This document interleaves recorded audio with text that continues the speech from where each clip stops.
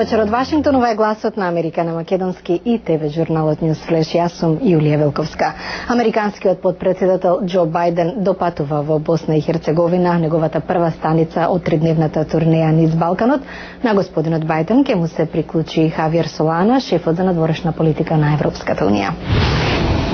Според виш представник на Белата куќа, Бајден ќе се сретне со представници на тричленото боснанско председателство за да ја подвлече потребата од соработка што ги надминува етничките линии и постигнување на консензус. Во земјата напнатоста и натаму е голема, 13 години по Дејтонскиот мировен договор што ја подели Босна меѓу нејзиното муслиманско, хрватско и српско население. По Босна, Бајден ќе ги посети Србија и Косово. Србија жестоко се противи на косовското униlaterално објавување на независност минатата година.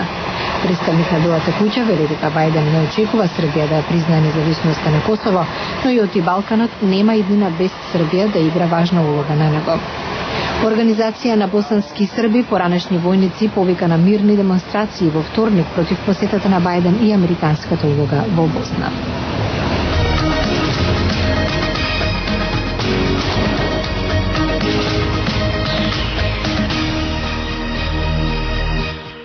Тим научници од САД и Русија заклучи дека планираниот американски штит за противракетна одбрана, чија цел е да ја заштити Европа од можен ракетен напад од страна на Иран, не би бил ефикасен.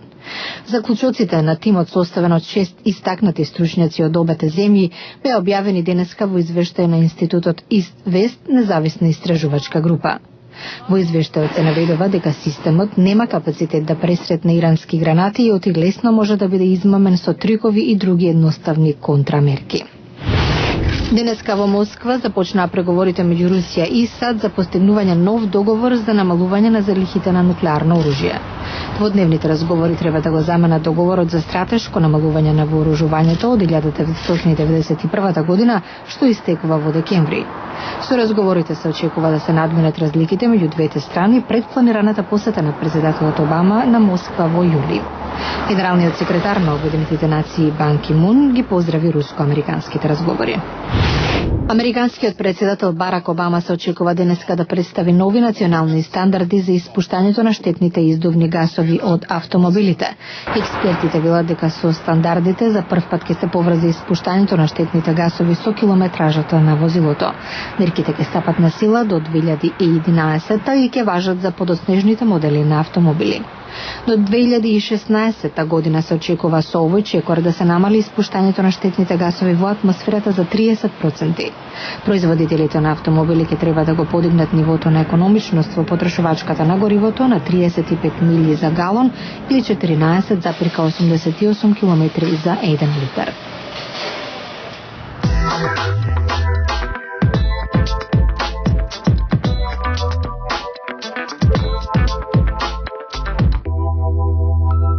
Вирусот H1N1 на свинскиот грип продолжува да се шири. До сега се регистрирани најмалку 8800 случаи во 40 земји во светот.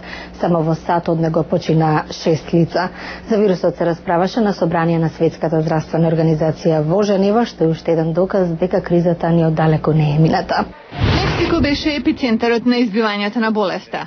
Мексиканскиот министер за здравство на државата Хозе Ангел Кордова на собирот во Женева зборуваше за одговорноста на неговата држава да ги предупреди другите за болеста. Мексико го предупреди светот за ризикот од епидемија и мислиме дека тоа помогна за подобра подготвеност. Светската здравствена организација вели дека 95% од потврдените случаи на болеста се во Мексико, Соединетите американски држави и Канада. Но Јапонија, Шпанија и Велика Британија сега јавуваат за повеќе од 100 случаи во секоја од државите. Ова е доктор Маргарет Чан, директор на СЗО. We have lived for 5 long years.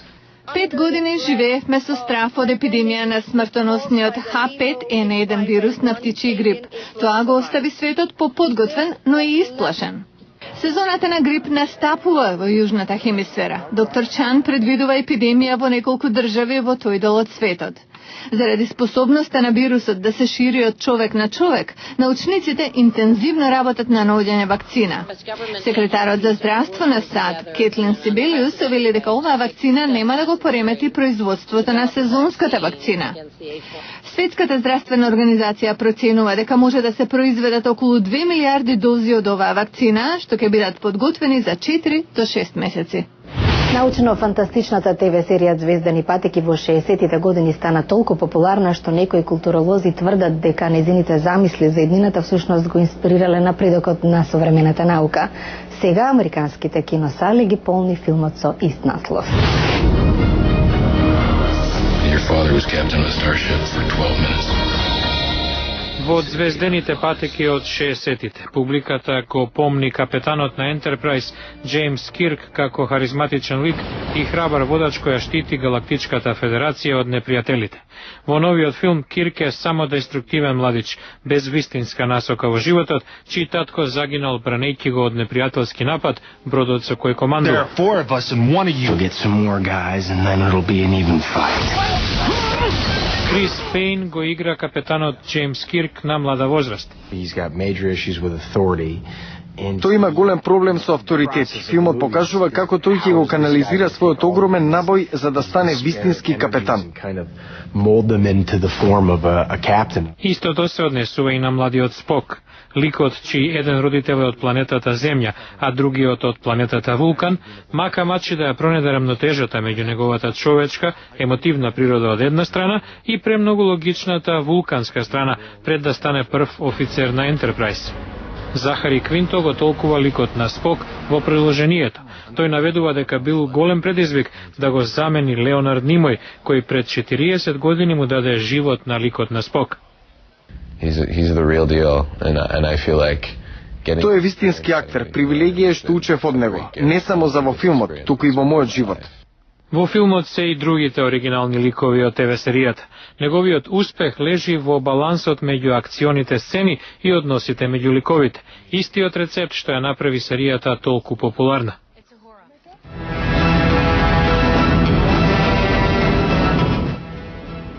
Новиот филм не е далеку зад серијата. За сега заработи $100 милиони од киновлезници. Публиката е од сите возрасти. Зошто да не? Во филмот игра одлична екипа, има прекрасни специјални ефекти и вонвремена приказна.